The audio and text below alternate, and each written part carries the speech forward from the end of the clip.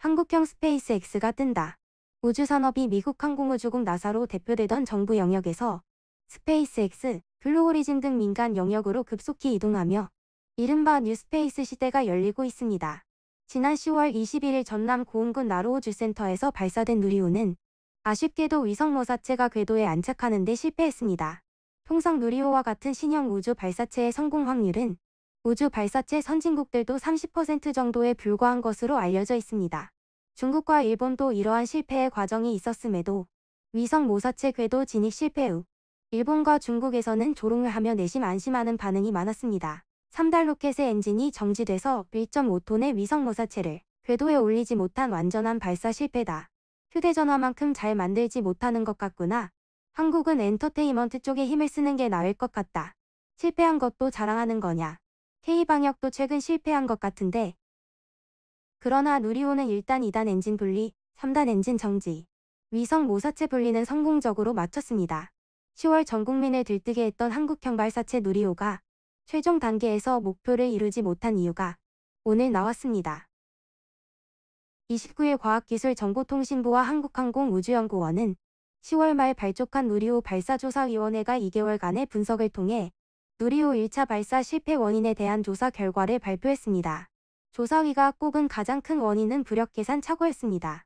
3단 발사체 안에는 엔진에 산소를 공급하기 위한 산화제 탱크가 들어있는데 이 탱크 내부에 장착돼 있는 헬륨 탱크 고정 장치가 계산 착오로 빠지면서 문제가 발생한 것으로 추정되기 때문입니다.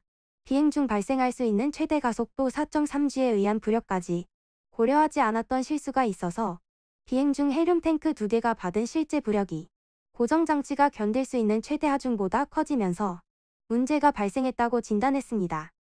다행히 원인이 밝혀진 만큼 정부와 항우연은 협력 기업과 함께 3단 추진체 내부 설계를 변경하는 과정을 거쳐 내년 2차 발사를 준비할 예정입니다. 우리나라에서도 미국 항공우주국 나사가 스페이스X에 달 착륙선 개발을 하청주듯 정부가 민간 업체에게 우주 개발 사업의 일부를 계약 사업 형태로 발주할 수 있게 됩니다. 현재는 정부 기관인 한국항공우주연구원이 예비 타당성 조사를 거쳐 정부 연구개발 사업 방식으로 시행하면서 민간 업체들을 부분 참여시키는 방식이지만 앞으로는 통째로 맡긴 후 납품받는 식의 사업이 가능해집니다.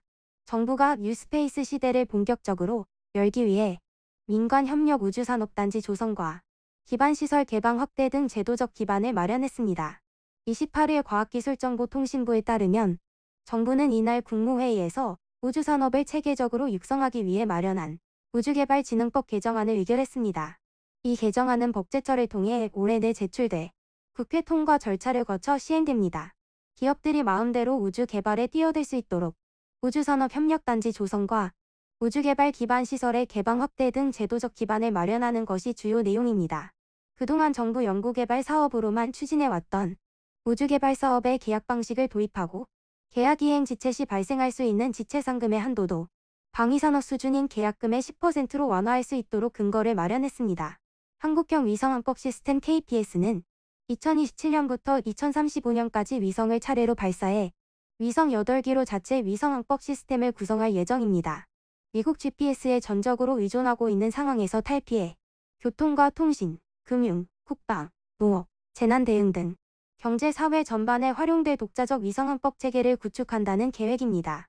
KPS가 완성되면 한반도 인근의 위치 정보 정확도가 크게 높아질 것으로 기대됩니다.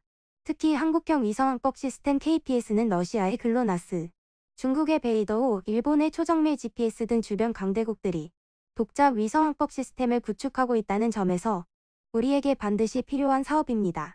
한국형 위성항법 시스템 KPS가 구축되면 현재의 10m 오차 범위를 1m 이내로 고정밀화를 이루어 낼 수 있으며 해외의 위성 서비스에 의존하지 않고 독자적으로 국방과 타국의 이기주의로부터 방어를 할 수 있습니다. 국방부도 미국의 위성항법 체계 GPS와 병행 운용 가능한 한국 자체적인 위성항법 체계 사업을 과기정통부와 협력해 추진하겠다고 밝혔습니다. 정밀도가 높은 군사용 GPS는 미국이 한국에 제한적으로 제공해 한국군 단독작전에 한계가 있었다는 게 국방부의 설명입니다. 항우연은 최근 KPS 사업 추진을 위해 미국 GPS 위성과 상호 보완할 수 있는 코드 협력 체계를 마련한 상태입니다. 도심을 자유롭게 다니는 자율주행차 개발을 선도하기 위해서라도 고성능 GPS 시스템 구축은 필수적입니다. 분단 대치 상황인 안보 환경에서 독자적으로 활용할 수 있는 안정적 항법 시스템을 갖춰야 GPS 신호 재밍 등 유사시를 대비할 수 있고, 자율주행차와 드론 등 항법 신호 등을 활용한 미래 산업 육성에 긍정적 효과를 거둘 수 있습니다. 세계를 배우다를 시청해 주셔서 감사합니다.